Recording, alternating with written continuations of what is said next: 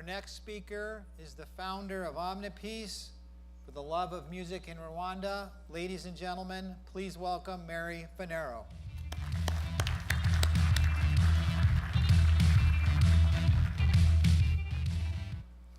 Thank you. Good morning, everybody. My name is Mary Finero, and I'm the founder of OmniPeace Foundation. OmniPeace builds schools to empower youth living in extreme poverty in Africa. And to date, we've built 9 schools, and the 9th we just completed a couple months ago, which was actually the first Rwanda Rocks music school, and the first music school ever created in a refugee camp in the Kaziba refugee camp in Rwanda. Our 7 other schools are in Senegal, Mali, and Malawi, and those are within Dr. Jeffrey Sachs's Millennium Villages project, which is all about making villages self-sustainable with the goal of ending extreme poverty in our lifetime. And to be honest, that's what I thought I was always going to do, was build primary schools in these villages. And then I went guerrilla trekking in Rwanda.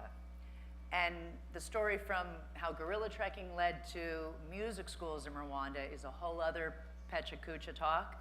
So I'm just going to cut right to the chase and say I was in my room after the trek, and I had what only I can imagine was some sort of spiritual awakening. And I reached for a book that I've had forever, and I just happened to open to a page that said this: "Your job now is to be at the place where you may be of maximum helpfulness to others. So never hesitate to go anywhere where you can be helpful. Never hesitate to visit the most sordid spot on earth on such an errand." And remember, I'm in Rwanda. "Keep on the firing line of life with these motives, and God will keep you unharmed." And now I know exactly what I'm supposed to do, which is to build a music school in Rwanda. And how I know this is because my guide during the entire 2 weeks that I'm in Rwanda is a keyboard player in his church, and every day he is begging me to build a music school in Rwanda because they have none, and because how wonderful, he thinks it'll be so wonderful for the children. And I say no every day for 2 weeks. I get in the car the next day and I tell him I'll do it, having no clue how I'm going to pull it off. And I fly back to Los Angeles, but be careful when the universe taps you on the shoulder and you say yes, because it's like the seas part, the clouds open, and it's game on. In Los Angeles, shortly, a few weeks later, we got Gibson Foundation and Roland and DW Drums to donate hundreds of thousands of dollars worth of instruments, and Rocket Cargo Company, shipping company, to ship all of these instruments from Los Angeles to Rwanda for free. That was extraordinary in and of itself. So this project was on its way to Rwanda before I had even really committed to the fact that I was going to pull this off.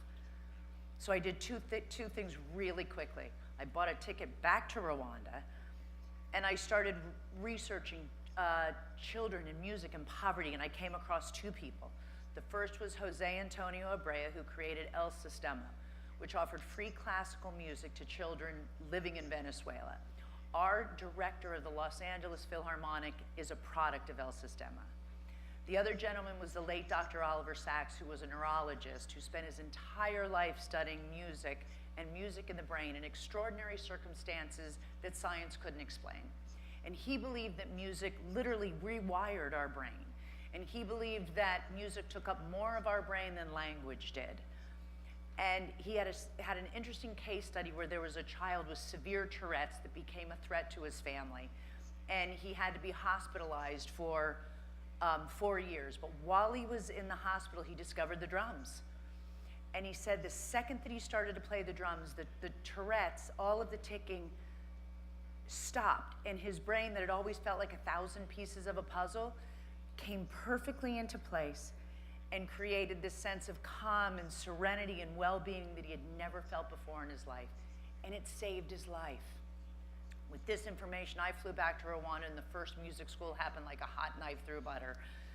We got children from Meg Foundation, Gasimba Memorial Center, Musicians Without Borders, all children living with HIV who were either foster kids or orphans of the genocide.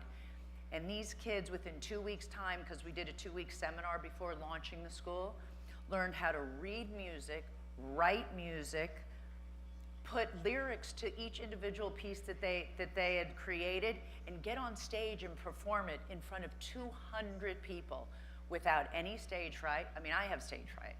Without any stage fright, with such courage and creativity and passion and joy that it was literally unlike anything I had ever seen before in my life. It was like we had handed them a tool of magic, and it unleashed all of life's greatest emotions for them. And I was sitting in the back of the concert, and the owner of Meg Foundation came up to me and said, I've known these children their whole life.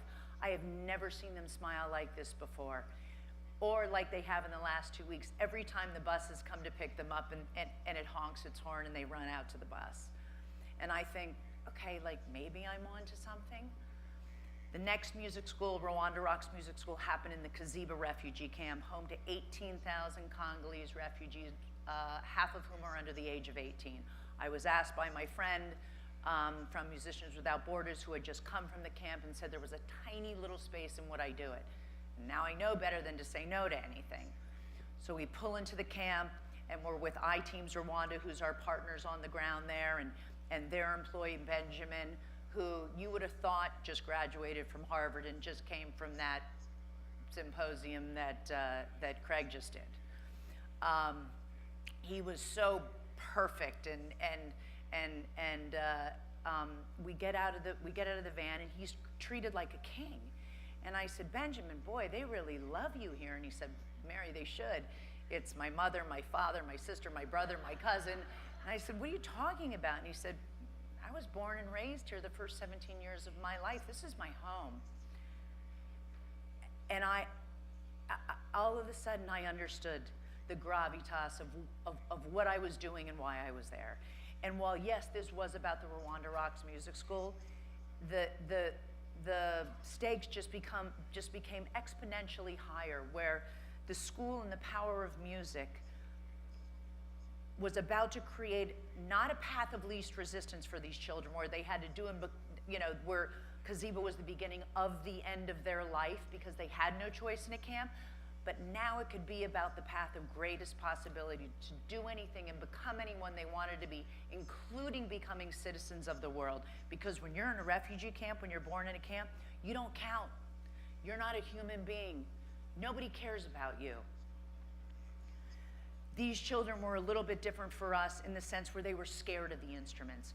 So they would kind of beat on the drums as if their hands were going to go right through them. And they would pluck on the guitars as if they were going to pluck the strings right off. And by the end of the classes, they were beating on the drums like a Maasai warrior call and playing the guitars with this laughter and grace and passion that literally was like coming out from the bottom of their feet and exploding out of the top of their head. There was this connectivity in the room that was so thick you could see it. And with this, Mother Teresa said, poverty is not about being naked and hungry and homeless. Poverty is about being uncared for, unwanted, unloved, and forgotten by everybody. And every time our teacher leaves, the children get a little teary-eyed because they think that we're never coming back, because why would we? But what they don't know is that we're never leaving until they feel cared for enough, wanted enough, loved enough, and not forgotten by anybody, because through the Rwanda Rocks Music School and the power of music, they will become citizens of the world. Thank you. This way, that way. Yeah, thank you. And remember, you're going to have time, opportunity to engage with each one of these presenters.